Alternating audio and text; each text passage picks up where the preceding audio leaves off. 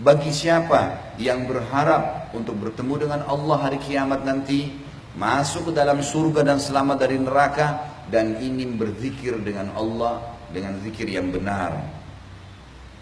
Ini kalau kita ingatkan teman-teman sekalian ke teman-teman kita yang masih melakukan banyak perbuatan bid'ah. Bid'ah lawan daripada sunnah. Gak apa-apa, ini kan baik. Saudaraku, Rasulullah SAW, kiaimu, gurumu, suri tauladanmu, utusan Allah pencipta langit dan bumi tidak lakukan. Kamu bilang tidak apa-apa? Ini gimana caranya? Kalau begitu berarti guru kamu lain. Karena semua muslim dari suku manapun harus gurunya satu orang saja. Nabi Muhammad SAW. Lalu kenapa harus ada perselisihan? Kadang-kadang dibumbuhi lagi dengan hadis-hadis palsu. Ikhtilaf ummati rahmah. Perselisihan umatku adalah rahmat. Ini dusta. Gak pernah ada hadisin dari Nabi SAW. Masa Nabi suruh kita berselisih? Sementara dalam hadis yang lain sahih riwayat Bukhari, riwayat Muslim, hadis sahih kata Nabi SAW, orang mukmin seperti tanaman yang saling merapat satu sama yang lain. Orang mukmin seperti satu jasad. Kalau luka sedikit maka seluruh tubuhnya demam. Hadis yang sahih mendukung kita untuk bersatu. Hadis yang palsu menyuruh berselisih.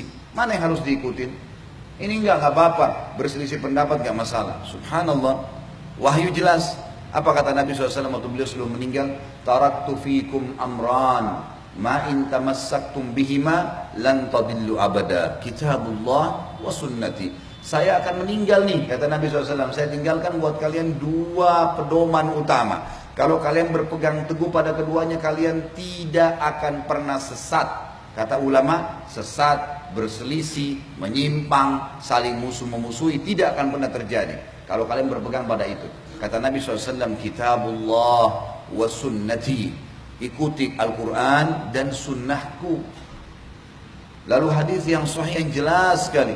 Kata Nabi SAW, Yahudi terpecah menjadi 71 golongan. Hati-hati, nanti akan ribut tuh mereka. Nasrani juga 72 golongan. Sayangnya, kalian juga akan terpecah menjadi 73 golongan. Lebih banyak lagi.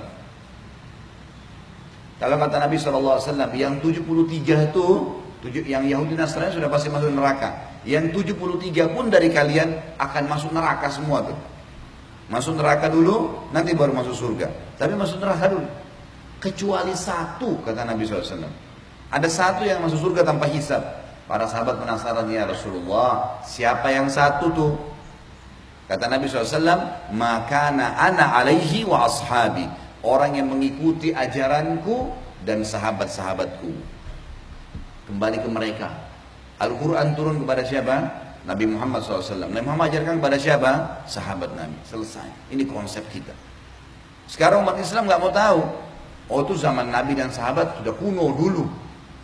Tinggalin aja. Subhanallah. Kalau begitu Anda mau belajar wahyu dari mana? Kalau mau buat ajaran silakan. Muncul Ahmadiyah, muncul liberal, muncul ini. Semuanya dasarnya penolakan terhadap landasan awal agama. Sudah jelas. Mau jaluri silakan. Nabi SAW sudah ingatkan. Ini bukan perkataan saya. Semuanya masuk neraka tuh. Kecuali satu. Yang berpegang pada apa yang saya ajarkan. Dan sahabat-sahabat saya. Sudah cukup. Pelajari dari Nabi SAW. Bagaimana pendapat sahabat, kembangin. Udah. Itu saja. Sekarang banyak orang subhanallah lebih pintar daripada Nabi Muhammad SAW. Kenapa saya bilang begini? Ada sebuah buku saya tulis. Judulnya Kiaiku Muhammad, Kiai Anda siapa? Untuk meluruskan banyak pemahaman.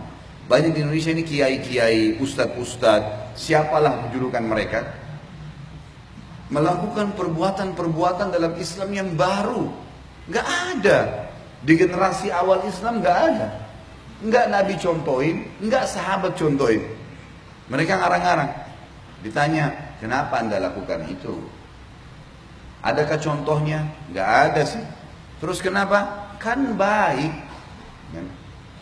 Kan bagus. Kan ini syiar. Alasan beragam macam, 1001 alasan dicari. Bukannya, oh iya, tidak ada landasan. Tadi ingat hadis Nabi, dua pedoman, Al-Quran dan Sunnah. Ada landasannya nggak? Ada ayatnya nggak? Ada hadisnya nggak? Pernah disampaikan nggak? Nggak ada. Mereka sendiri ngakuin nggak ada. Baik, kenapa dilakukan? Bagus, baik, gitu kan? Syiar. Ini berarti sama saja dia mengatakan, maaf Rasulullah, saya lebih ngerti daripada anda. Loh, Rasulullah SAW nggak contohin terus dia mau kerjain gimana nih? Hanya alasan baik. Bayangkan kalau semua orang beralasan ini baik, ini syiar, lalu mereka mau leluasa melakukannya. Kira-kira yang tertinggal dari agama apa? Nggak ada lagi. Sudah nggak murni dan diwahyu itu. Padahal ingat sabda Nabi tadi awal saya sebutkan, dua pedoman. Kalau kalian berpegang teguh pada keduanya, tidak akan pernah sesat, tidak akan susah. Ini Nabi waktu mau meninggal disampaikan sallallahu alaihi wasallam. Kitabullah wa sunnati. Ingat Al-Quran dan sunnah. Ustadz, kiai, habib, siapapun depan anda kalau menyampaikan sebuah, ini lakukan ini ya, menyampaikan sebuah hukum, tanya, ada ayatnya, ada hadisnya, ada contoh nggak? Kalau ada kerjain, silakan. Kalau nggak ada, untuk apa dibumbu-bumbuhin nih? Untuk apa? Dengan alasan syiar. Banyak yang disunnahkan yang bisa kita syiarkan. Banyak. Pada hari ini banyak muslimin yang merayakan hari lahir Nabi SAW. Diingatkan, Nabi tidak pernah contohin saudaraku. Nabi gak pernah ngerayakan hari lahirnya. Sahabat juga gak pernah ngerayain.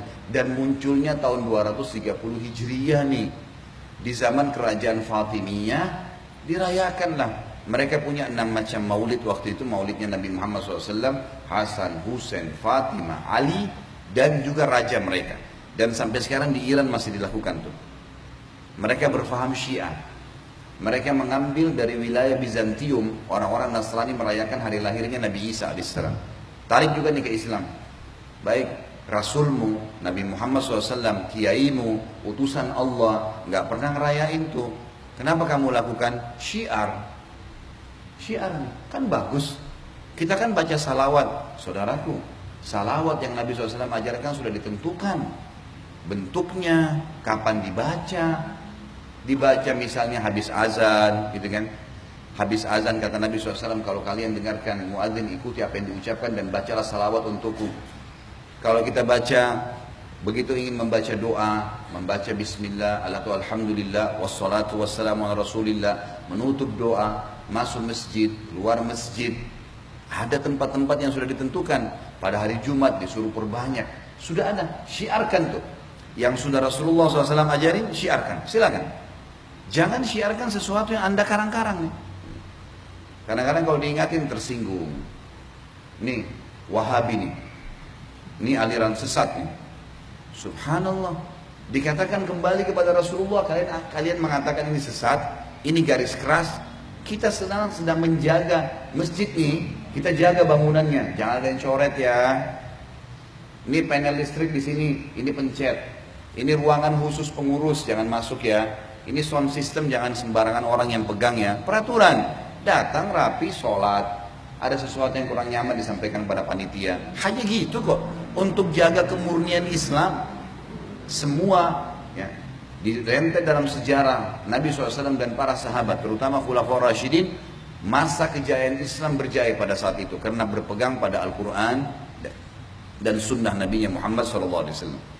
Apa beratnya teman-teman sekalian? Kalau anda berpegang pada sunnah Nabi, beratnya apa? Cukupkan dengan itu saja, nggak usah tambah-tambahin. Selesai. Kan bisa ya? Tapi orang-orang nggak mau, dibumbu-bumbuhin. Hadis yang lain, kata Nabi SAW, alaikum bisunnati wa sunnatul khurafa'ur rasyidun al-mahdiyun min ba'di. Berpegang pada sunnah-sunnahku yang aku contoh-contohkan, dan sunnah khulafaur rasyidin Abu Bakar, Umar, Utsman, Ali radhiyallahu anhum ajma'in. Addu 'alaiha bin nawajid. Pegang teguh pada keduanya walaupun dengan gigi geraham kalian. Nabi SAW sudah tahu nih, nanti ada orang buat-buat nih yang tidak bertanggung jawab, suka ngarang-ngarang. Kata Nabi, berpegang teguh walaupun dengan gigi geraham kalian. Wa iyyakum wa muhdatsatil umur, dan hati-hati jangan tambah-tambah nih agama, gitu kan. Fa inna kulla muhdatsin bid'ah, semua yang ditambah-tambah itu perbuatan baru dalam agama. Wa bid'atin dhalalah, perbuatan baru pasti membawa pelakunya pada kekeliruan. Kenapa keliru? Kenapa sesat? Karena tidak ikutin panduan wahyu. Allah maunya A, B, C, D, kerjain ya.